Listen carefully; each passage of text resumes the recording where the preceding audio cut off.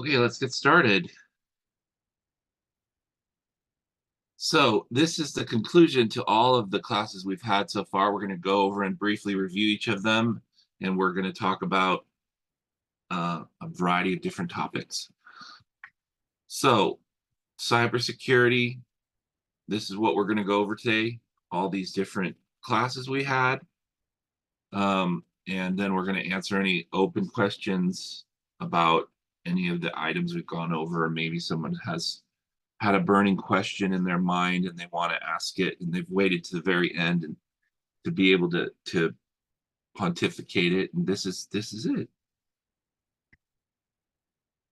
So it's from the context of these meetings, we refer to cybersecurity with regards to these frameworks: NIST, CMMC, PCI, etc. We are concerned with those frameworks, and the reason why we are is because they have sets of controls. The controls need to be met in order to meet and be able to qualify to be able to be certified in like CMMC or PCI, or pass a NIST, a NIST audit, or be HIPAA compliant.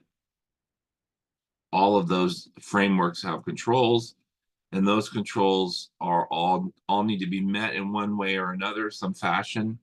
So we've been talking about meeting them. I know cybersecurity might mean to some people like antivirus, or it might mean something like breaches, what stops breaches. There's just a recent breach of Azure, so that might be cybersecurity in some people's minds. But what we're talking about is cybersecurity as a framework and the controls that surround it. And a lot of these controls are best effort and require that you do the best job you can to meet them. There's so many products out there that can be used to meet them, so it's hard to, the government doesn't really give you like use Trend Micro. They don't say that, but they do say use like an EDR, endpoint detection and response product, and you have to choose one of the ones you want to use. All right, let's get into it. The system security plan is the most important part of your control set. You want to probably write one for any of the control sets or frameworks you have. And what it is it's just really a list of your controls, how you're meeting them, what products you're using, what policies and procedures you have associated with them. This goes hand in hand with something called a POAM, which is a plan of action that you're intending on taking in order to meet the controls that you potentially haven't met yet. If someone drops 110 controls in front of you, it might not be that you're that good that you've already met all of the controls that they're asking for. Some of the controls are specific, some of them are general. Some of the controls ask, like, if you lock a room where you keep some of the data, you might not have considered that. Some of the controls ask if you put cameras up in areas that are sensitive. You might also not have considered that. So what happens is you have to create a list of these controls that you're working on and give these control lists to people who ask for them from your vendors or your contractors or whoever is trying to get you to work on a particular project for them. They may ask for your SSP, and then they may ask for your POAM as well. And your POAM is going to have a list of the projects you're working on, who's responsible, etc. And we have all these documents in a library available for you to use. So you're like, I don't have an SSP. I don't know what it looks like. I just go on the internet and try to find it. You could, and you may have to sign up for some seminar or a newsletter, or you can just ask Jeremy. He'll give it to you, and you will be, you'll have to, deal with him maybe for a little bit, but it's not so bad. So anyway, you need to use a SSP. You need to have a POAM, And what a lot of these control sets are going to ask you to do is create a document. So again, we have all the documents which we can share with you on our platform, Lionfish. And if you need to develop a policy and procedure, which you will, if you can actually make a policy and procedures, I've seen someone do this, make a policy for every single one of the controls that they're working on. But I've also seen people make a policy that is called a security plan or a cybersecurity policy, and it's got all of the processes and procedures that they do, and they just keep using that same document for all of the controls. So like if the control is asking you for your password policy, you could say, here's my security policy, and inside of it, section 10 is the area that deals with passwords. So it's okay to do that as well, as long as you have a process, a policy, and procedure for each of the controls. Now, we went over in that class how to write them, and there's a format you need to use, which has the title, the version, the owner, and then at the bottom, a signature line for someone to sign off on your policy and procedure. And again, all these things should be stored in a compliance platform, which is, by the way, is Lionfish. So you would want to use Lionfish to store your policy and your procedure. Lionfish also has an SSP section, which you can work on collaboratively. It doesn't have to be a document. You can use Lionfish's SSP area, their POEM area. You can assign other individuals, responsibilities, roles, access, rights, view rights, read rights. You can give all your team those rights, and you can also assign them tasks from your POEM, tasks from your system security plan that need to be completed. So you can use that platform to collaborate amongst all of your team. You can also use it to store all of your documents. And what we also call the policies and procedures by a different name. Some people call them artifacts, and some people call them evidence. So if someone says, what is your evidence or what are your artifacts? They're asking for proof that you've completed the items in the control sets. So your policies and procedures, your system security plan, your POEM, your cybersecurity plan, your password, retention plan, they all need to be stored somewhere and capable of being accessed by an auditor. So when an auditor comes by, he's going to say, well, can I see all your documentation? Can I see your evidence? Can I see your artifacts? Can I see your SSP? Can I see your POEM? You need to have all that in one location. If you're like, give him a SharePoint, it will be very difficult for him to find everything, even if it's well labeled. He'll be spending a lot of time going through and trying to figure out where everything is, unless you've built a really advanced SharePoint or share file or something like that, where you have all the controls, all the artifacts. It would take hours and hours to do all that work and to maintain it. But Lionfish has done that for you. So if you use the compliance platform, all that stuff is set up and working for you out of the gate. Incident response plan. Again, everything I'm saying is going to be, we have it for you already. So if you need an incident response plan template document, we already have it. You can ask Jeremy for it. He'll give it to you. We also have it inside of the platform.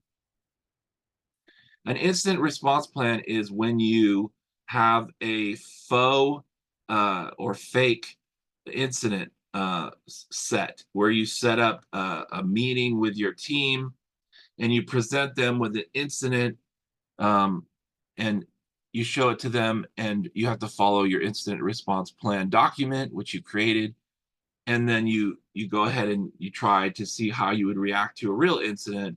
You would also then follow, after you've done this pre-work and figured out how you would do it and tested it and said, okay, this is now how we would respond to incidents. You would then have an incident response plan document prepared, and it would be ready to go. And then if an incident occurred, you could follow it. You've already followed it multiple times in a fake environment, so you know what to do, and then you know how to react, and then you keep track of all that information inside your incident response plan document, which means that you say to your company or your team or yourself, if you're a one-man show, such and such broke into our company, stole a laptop. How are we going to respond? You document how you would respond to it, and then you keep that document and say, okay, this was our incident response test. And then you would also, I've seen auditors ask for those tests. I've seen auditors also ask for the real incident responses if you've ever had them. You will have incident responses. It's just inevitable. It isn't like you're going to say, "Oh, I never have an incident." You do. If somebody's, if an issue occurs on the internet where you're being denial of services to your website, or someone's breaking in, someone steals a laptop, it happens over time. So remember, don't have blank incident responses. Don't have those are It's unrealistic. So, and also going back to your poem should not be blank. All the work you're doing on all these things, even when your incident response plan is going to be in your poem, where you're going to say, we're going to test our incident response plan. um, you know that's going to be in your poem. So it's like your schedule. So your poem's your schedule, and your incident response plan is something that needs to be done every year. Another one of our classes is how to prepare for an audit. You have to have all of your evidence, all of your artifacts, your poem, your SSP, your policies and procedures all need to be ready, and they all should all be in a compliance platform, able to be shared with the auditor. Again, the auditor knows there's going to be incidents, so if you have none, that will be very strange to them. There's going to be items in your poem. If there are none, that's also going to be strange to them, and they're going to ask you to fix that, because they know that that's impossible to not have incidents and to um, not have things scheduled. Even if your incidents are just the ones you've created as faux incidents, you'll still have something in there, right? To show them and say, okay, look, here's what we did. Um, Going through and touching all of your controls. Now, your controls, some of the controls are going to be like not applicable to you. You're going to say, well, I don't have multiple sites. I don't even have a site where I keep anything. But you will want to create artifacts, evidence, and documentation, policies and procedures that account for what you would do in the event that you had that. So even if everybody's going to have multi-factor authentication, but your process, your policy and procedure is that you will have it, and it's going to be, this product, and it's going to be used on all of your gateways. So if you have something like, it's going to say, how do you transport, sensitive data from one location to another? You need to create a policy that says, if I'm going to be doing that, here is how I would do it, even though you're never going to do it. You still need to create the artifact and the evidence and the policy and the procedure that checks that box off. There's a good reason for this, because if you don't have that checked off, if you don't have that done, there's a scoring system that a lot of your vendors or your customers or your contract holders will give you. And if you mark it 0, like no score because it's not applicable, it'll lower your overall score with that vendor.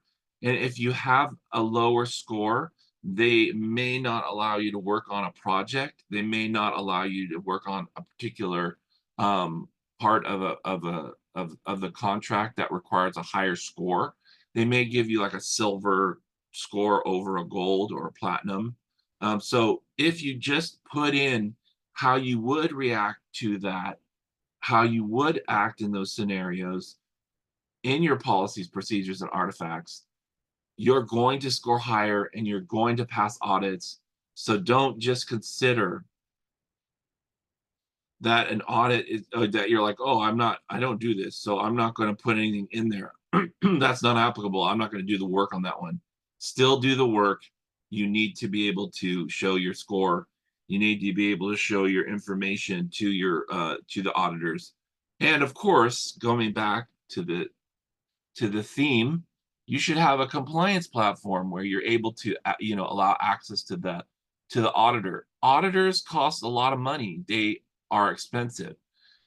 8 to 18,000, $35,000 for an audit. So audits are not only going to be on your cybersecurity, they're going to be on your physical, and they could also be on your financials.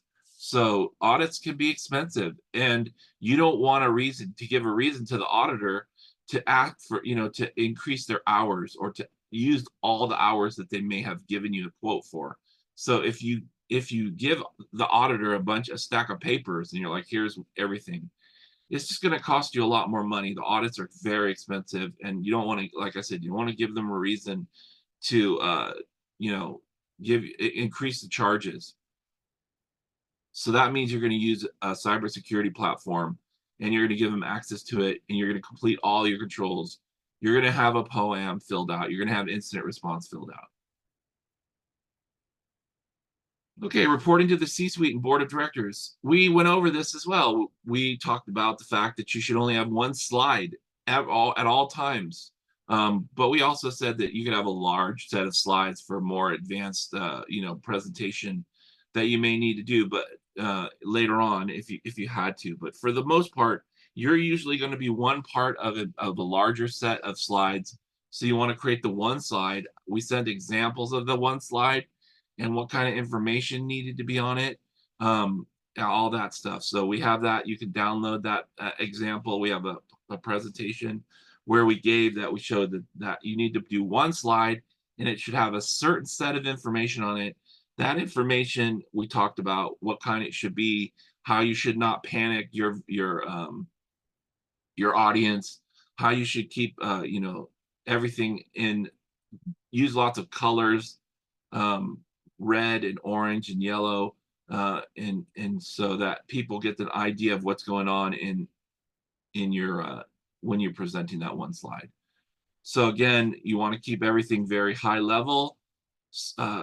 C-suite and board of director members are some, they're not dumb. They're just neat. They're not. Some of them are captains of industry in some scenarios. They're very smart, but they really want to get a high level overview of where you're at. They don't want you to get down and dirty or in the nitty gritty and try to mansplain them technology. They don't need that. They want you to just give them a high level view of what you're doing, what is still open, what are the actions you're going to take to resolve it. And that's it. You don't need to really go into detail. You don't need to say, well, Fred owes me X and Jim owes me Y, and that's why I'm behind. And you don't want to do that. You just want to give them the highest level overview with colors on a single slide with as much information in there as possible that's relevant to short descriptions of what's going on. Risk management, we gave a lot of data in the risk management section. There's about 5 or 6 documents in there. Risk management touches everything. It is like your core. This cybersecurity is all about risk management. So it's like the same word almost. Risk management, cybersecurity are so intertwined because what we're doing is we're trying to prevent bad things from occurring. So that's risk. Bad things occurring is a risk. So we're just basically the methodology and the thinking process, which I've given you guys documents for, which Jeremy can also share with you, that it talks about how what state of mind your head needs to be in, what you need to do in order to complete it. You should have risk assessments. I've given documents for the risk assessment.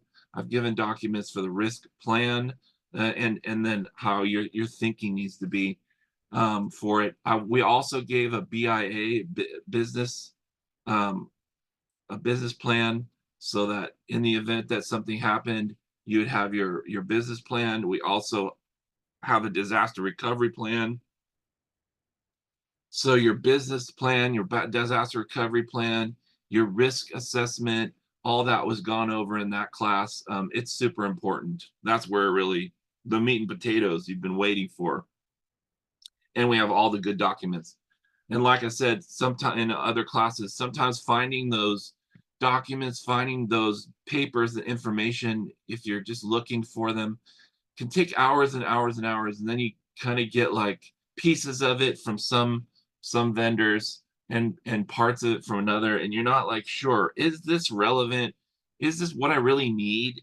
Well, the ones we have are, and they are the ones you need. So you're going to want to use the risk management assessment and business continuity and all that stuff plan that we've shared with you, so you can get those from Jeremy. Advanced topics in cybersecurity. We went over like the future.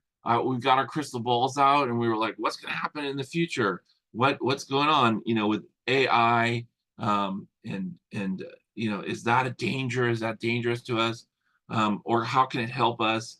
You know, breaches are super common, and they're going to be more relevant, and they're going to be more complicated. That kind of thing. We went over a bunch of different worrisome topics that you should be concerned with. But the meat and potatoes of that was that you should keep your eye on the internet and your groups, in all these different uh, groups that you can join where people are talking about, cybersecurity, on LinkedIn or in Reddit or on online, just, get in a group. And then there's a list of websites I have that you can look at, that look at viruses that are coming out, attack types. There's a FBI group you can join if you get a security clearance, and all these different things you can do. But you want to be on top of and looking at what's going on in the industry with concerns to cybersecurity, because they are changing things. Like the example was the CMMC changed. It started out as CMMC, and then it went to CMMC 2.0. So the migration from CMMC to CMMC 2.0 is something that would have been a topic that you probably would have been interested in looking at and seeing, okay, what are they doing? Why are they doing this? So also, there are government, documents that they're changing. Like a perfect example is the FIPS compliance. Like FIPS compliance has moved from FIPS compliance 1 to -2 to now -3, and they're going to move to -4. And in each of these compliant documents, they're going to tell you this is what the level of encryption you need to have, and this is what level of encryption you need to do in order to be compliant with FIPS. And so FIPS is like your encryption levels. And so you want to make sure that your equipment is that way and that all of the different types of encryption meet those compliance levels, because during an audit, they're going to say, hey, are you FIPS compliant? You're going to have to say, well, I looked at the FIPS compliant -3, FIPS -3, and yes, I am. I have this level of encryption set up.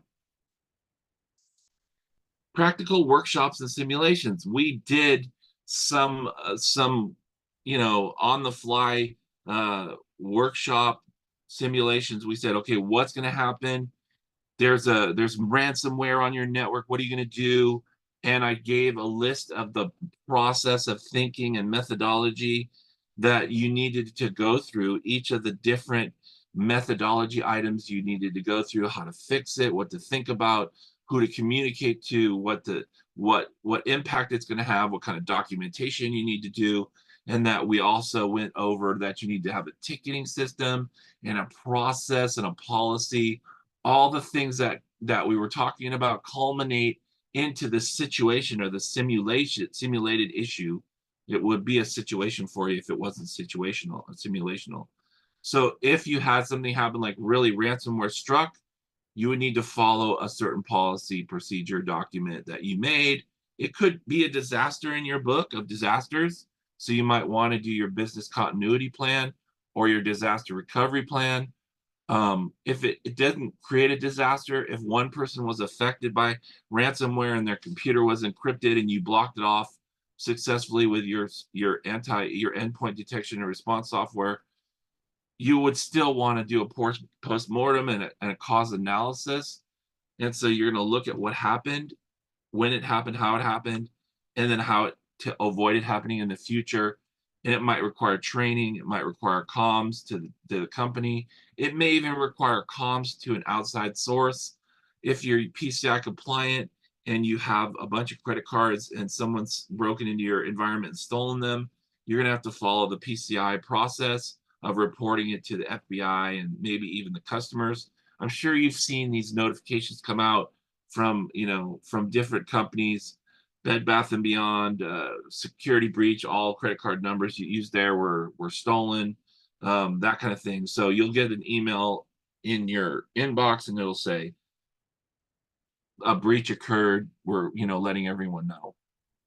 You're going to also want to follow all the different processes for compliance from the particular you know um, control sets and frameworks you have.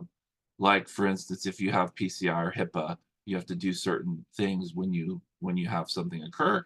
You're going to want to go over that in your simulation. You may want to simulate like credit card, uh, all your credit card information being stolen, and what are you going to do? Because when it does happen, if you don't have a layout of what you're supposed to do, then you're going to be stumbling around and so on and so forth. And or if somebody does something malicious and you don't know how to deal with it, you're going to possibly cause more damage. So you want to simulate some of the really things that are relevant that could happen, like a breach or a rogue employee, um, and work on that.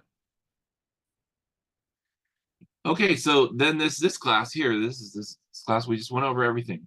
So we have tons of documents. We have the platform, which is it's awesome. It's going through upgrades, updates, changes, improvements. Jeremy is constantly working on making it a better product. It really is a great compliance platform. I would I would suggest using it. I endorse it. I use it myself. Before there were these platforms that would track compliance. Um, there was nothing except for an Excel spreadsheet, or there was SharePoint or ShareFile or something where you would keep all your documents in a giant pile. It was very tough. Um, the compliance, if you're a service provider and you want to resell this is how every company needs to handle their affairs. If you don't recommend this, if you don't recommend something similar to this, then it's going to be extremely difficult to show them like the progress of how things are going. This thing tracks progress. It tracks how things are working, and you can get a demo of it from Jeremy. You can go to the website and look at all the different features and screenshots. But what I really appreciate about the platform is that Jeremy is working on it, fixing it, making it better, making it easier to use. It has tons of different features and different capabilities. So what I would use it if I were you, uh, without question. Again, the days that were before these platforms were horrible with Excel spreadsheets and SharePoints, and I had to have this file structure that I had to use as a template that I had to build for literally for hours, like 4 to 6 hours of building this file structure and using it as a template and then copying the whole thing over and having all the documents in there that were templates. All right, so let's open it up to questions, comments, anything that we haven't gone over.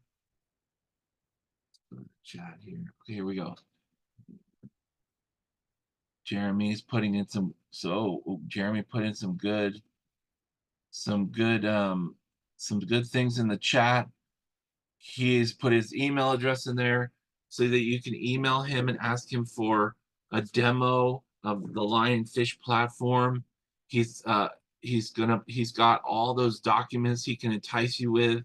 you know, this SSP template, the risk assessment and management templates, the incident response templates. I mean, you have all this great stuff that he's got for you. And all he may ask you for is that you just check out the platform, which is also going to be filled with great information. If you're in this industry and you're working in this industry, this you got to have a compliance platform. You got to sell it or use it or resell it, or you know, it's just a must have. It's like if you didn't have a tool belt and you're a contractor, I mean, people would think you were crazy. So yes, yes, Dwayne, it does make your life easier and simpler. It's a tool belt. If you don't have a tool belt and you're a contractor, you're constantly got to run back to your truck to get the right tool. And imagine if it was at your house. You know, your hammer's at your house. You have to jump back in your car, drive to your home, pick it up, drive back, and then you figure out that you don't have any nails. Those are at your house too. And you got to go back to your truck, drive to your house, get your nails, come back to the house, and you're hammering, and you're like, you hit your thumb with a hammer, and now you need a band-aid. Now you got to go to the hospital. It's like, oh man, just so much time is wasted without this platform. So you need to make sure that you use a platform. I love Lionfish, but there are other ones out there you can use to compare. I am not scared to tell you that there are other platforms out there because I've used them all, and I find Lionfish to be the best. I've actually made some great suggestions to Jeremy, and he's made those changes on his site, and it's made the product superior in all ways to the other places. There were some issues that I had with these others like Drata that Jeremy's product doesn't, that Lionfish doesn't have as a problem. So, you know, I've said, oh man, I just hate using this because of this. And Jeremy said, well, we don't have that problem. And so, oh man, it's just the best. And I'm sure if even if you made suggestions, he'd take them into consideration. But yeah, so we've had a lot of classes. It's been, you know, 30 minutes each, just because of the fact that I think at 45 minutes, everybody's like basically falling asleep. So I try not to keep these classes longer than 30 minutes because then you just lose interest. And um, why this is much information as I can pack in. Sometimes I'm fast and I talk really fast and I go over things quickly, and maybe I'm not talking slow enough. But the bonus there is that you can always re-listen to you know, we have a repository of all of the classes. So if you need to re-listen to them and slow me down into slow-mo with your voice or audio software, then you can, but you have the ability to go back and see them all, or listen to them all. And you can get all of the prezos, you can get all of the templates. I mean, it's great. It's just great. It's a great thing. 30 minutes is my opinion, is probably just the perfect point at which I start to lose interest in what I'm listening to. And so we've gone over by 4 minutes, which I'm sure everyone has lost interest at like 4 minutes ago. But in any event, um, you know, that's all here for you. It's all available. I suggest using Lionfish product. I mean, it's just great. If you need to listen to the video, the rest of the audio streams, they're available. If you need the templates, they're available. If you need a demo of the product, it's available. Jeremy's available, and I'm available too. So if you need me to answer any questions, go right ahead, and I will help you. We're here just to help you with your you know, your cybersecurity journey. Does anybody else have any questions or any comments or anything? I know I don't usually comment. I'm just usually a fly on the wall as well, so it's not a problem.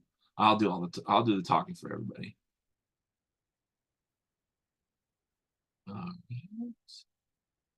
Dwayne says thank you for providing opportunities. You know, again, you know, becoming a cybersecurity expert, getting certified in like CMMC professional, or getting certified in as a cybersecurity There are classes, even if you want to, you can get a master's degree in it. Yeah, this is a growing industry. It's not going anywhere. And as long as breaches keep occurring, you're going to see a lot of opportunities for jobs. Yeah, we'll have another series rolling soon. We'll try to maybe switch it up to something different, or we'll have a different class in there. Jeremy is you could suggest to him what you would like to see or hear, and we can make a set of classes that go around it if enough people ask for it. But yeah, absolutely. Hey, Gregory, this is Dewan. I just Hey, want to what's take the going time on? and thank you for putting these classes on, in conjunction with Jeremy. I think a lot of the information has been very helpful, and the folks, actually sharing their information and their insights has been very valuable. I always tell people that, this is a community, and I really feel like you treated us that way. It wasn't just about, hey, follow me step by step. You kind of provided insights on, here's how you need to present your findings to people. Here's what you need to do to make sure that, you're credible. You have all your ducks in a row. And so I really wanted to make sure I thanked you for that. Because I think it's very helpful as people start to move up the ladder and start needing to have these conversation with C-suite executives. Yeah, thank you so much for that. And I try to give a little bit of a perspective of having done audits, having been the other side of an audit. And so, I mean, there's just blah, spewing out information. But then when the audit comes, you're like, here's my poem. And they're like, it's blank. And you're like, well, so what? Here's my poem, but it's blank. You need to fill it out. Oh, snap. I got to do that. So you go ahead and you got to have it ready to go. They're like, where's your incident response plan? You're like, here it is. It's a template. They're like, well, where are all the incidents? And you're all, what are you talking about? There's been no incidents here. These aren't the badges you're looking for. So, or the droids you're looking for. So you're like, well, you got to do that. You got to fill it out. You got to have faux incidents, that kind of thing. So a lot of the times, some of these things are just like, here's a template. And you're like, well, what about it? It does it need to have anything in it? Maybe it does, maybe it doesn't. So somebody also, we're also giving classes for certification. It looks like in 30 days there's a certification class. So check that out. But those, I guess, are going to cost some money, but that's okay. Those certifications get cost, but that's in the chat, so you can ask more about that. But thanks a lot for thanking me. That's great.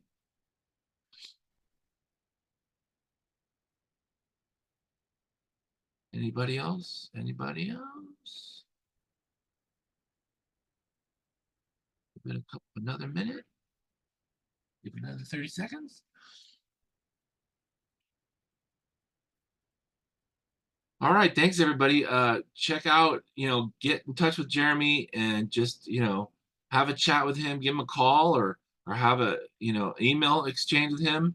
Man, sign up, get a demo, use the product, sign up for it, and resell, sell, use whatever you need to do with it. But it's awesome. So can't say enough good things about it. Guys, see you guys at the next set of classes. Have a good weekend.